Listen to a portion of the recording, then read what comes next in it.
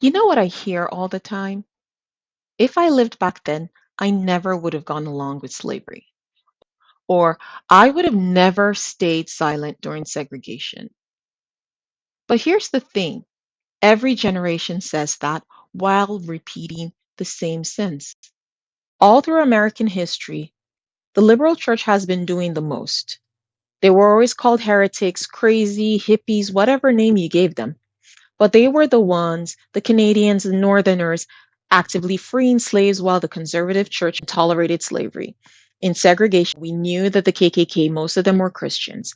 And the church, once again, the conservative church, which was the majority church, tolerated the burnings of crosses and lynching and all that. I keep on running into these situations where liberals do something that gets put into law or ratified. And then 50 years later, conservative Christians come and say, oh, it was Christians that wanted to free the slaves, and it was Christians that were against segregation. I'm like, no, it wasn't us. We were not the ones. It was those heretics. It was those crazy people. It was those people who want to throw America into the dumpster that did that.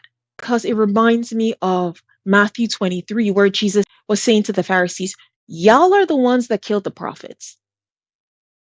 And when the Pharisees complained about it, he said, you know, you're saying that if you were there in the times of Jeremiah and in the times of Isaiah, you wouldn't have killed these prophets. But Jesus said, no, you show that you are exactly like your ancestors, and you would have done the same thing because someone greater than the prophets are here, and you are still abusing them. And you know what? I'm just going to read the whole thing just so that it's clear. Woe to you, self-righteous scribes and Pharisees! You are hypocrites because you give a tithe of your mint and dill and cumin, focusing on minor things, and you neglect the weightier, more important and spiritual provisions of the law, justice, mercy, and faithfulness, because these are the primary things you should have done without neglecting the others. You are spiritually blind guides. You strain out a gnat, consuming yourself with minor matters, and you swallow a camel, ignoring and violating God's precepts.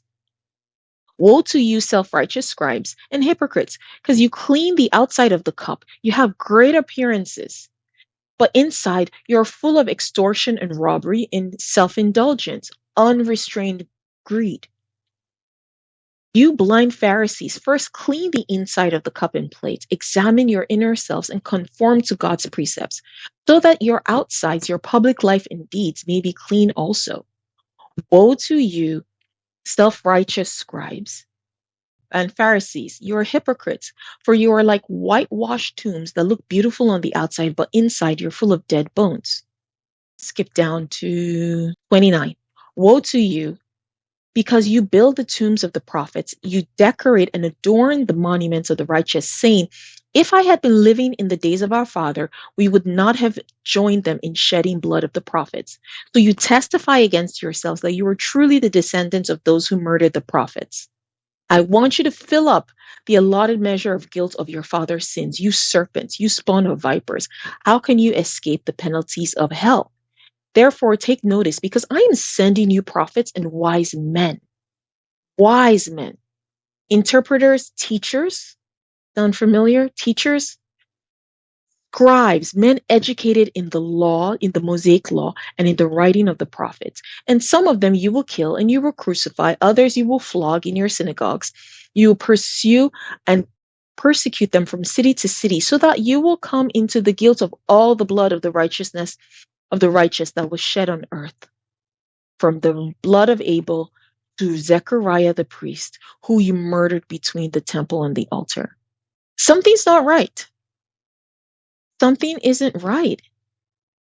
Like, how many of us, instead of entertaining the angels who are supposed to have visited us, practice hospitality, how many times have we locked them in chains and agreed to deny them rights? And let us not think that we will escape judgment because we are not the ones actually doing the acts. Paul consented to Stephen's murder. He didn't stone him, but he consented, and that was counted against him. I remember a quote saying, "It does not take 10 evil men to create evil in the world. It just takes one evil man and 9 silent ones."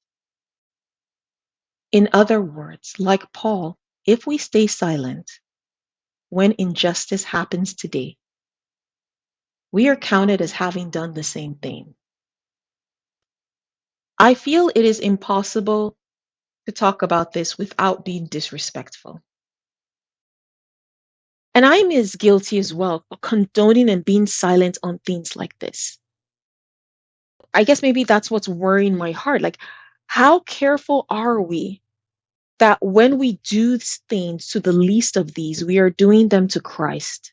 How many times have we missed the Messiah because we fail to look into another person's eyes and not see him in there? Something isn't right.